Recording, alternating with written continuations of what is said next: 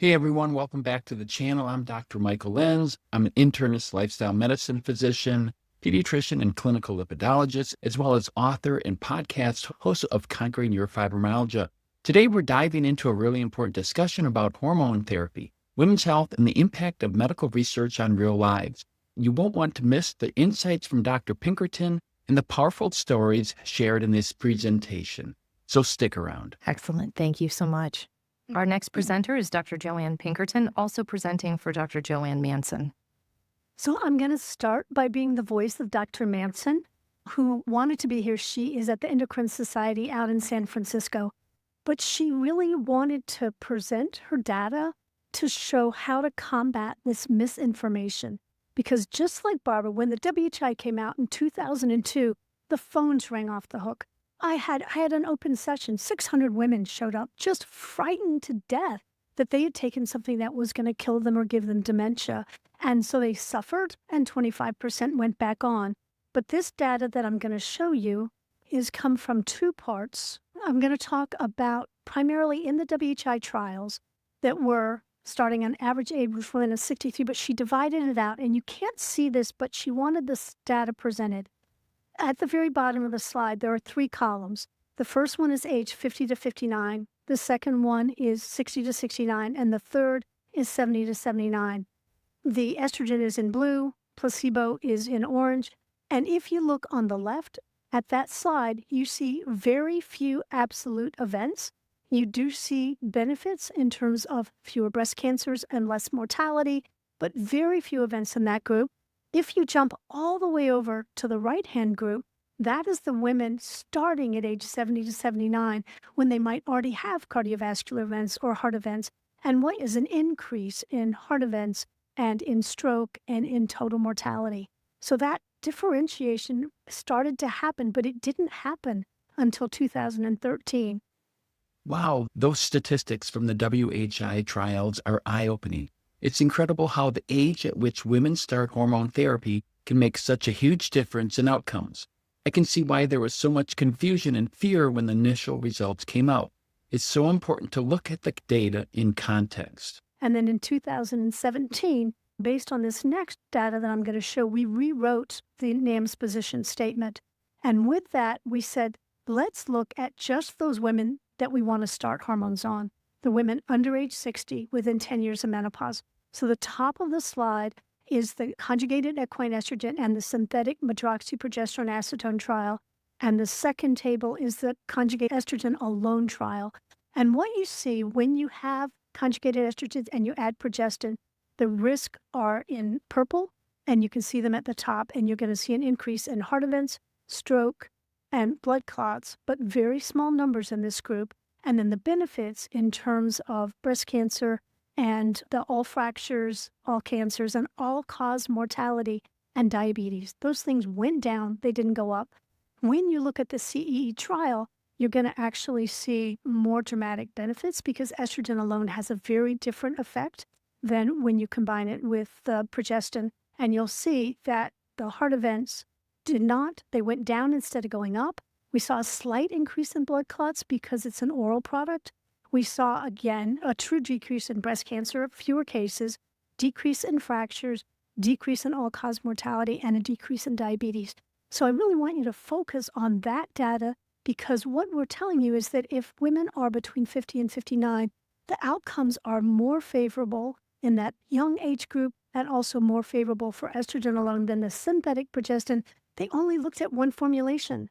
You've heard transdermal is different. You've heard progesterone is different from the synthetic progestin, but that's not what was tested in this trial. And everything and every warning that is on systemic estrogen is based on this trial and the data across the board, not the data that ought to be being put out, which is the data from 50 to 59.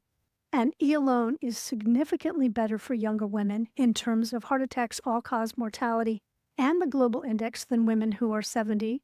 And over the long term, which I'm not presenting that data, but what they found was that estrogen alone led to a reduction in breast cancer incidence and a reduction in breast cancer mortality. Estrogen and progestin did not show an increase in breast cancer mortality, although a slight increase in breast cancer risk. And what we know from the French E3N study is that there's less risk when you add progesterone than the synthetic progestins. So, Dr. Manson, thank you very much for your data and all the work that you've done. And then I'm going to switch over and become myself. So now I'm Dr. Pinkerton, and I was the past president of NAMS and executive emeritus director, and here to talk about this. And what I want you to think about is my patient, Joyce. So she's had genitourinary syndrome of menopause. I'm going to call it GSM.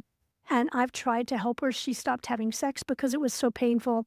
This year she comes in, she's having recurrent urinary tract infections. She's had 3 in the past year.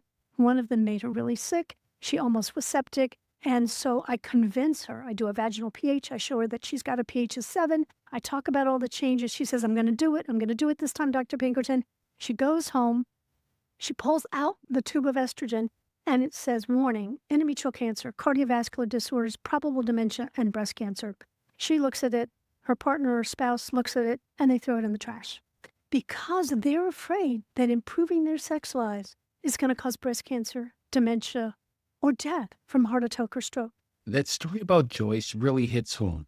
It shows just how much misinformation and scary warnings can affect real people's decisions and quality of life. It's heartbreaking to think that women are suffering because of outdated or misleading labels. This is why clear, science-based communication is so crucial. Why is sex important if it's going to kill me? To be able to do it. So I want to make the point that, and I know that Heather said this, but the boxed warning is not supported by science. It harms women. It reflects an estrogen class labeling, which was extrapolated from the systemic hormone therapy trial that I just showed you, average age 63. It overstates risk. There is an absence of randomized clinical trial or consistent observational evidence linking vaginal estrogen to GSM to cancer, heart disease, dementia, blood clots, or stroke. And if you look at blood levels for systemic hormone therapy, they are dramatically higher than the levels we see with these local vaginal estrogens dosed to treat GSM. Dr. Santon has shown that our basal estradiol levels when we're postmenopausal range from 1.5 to 12 picograms per ml, median of 4.5.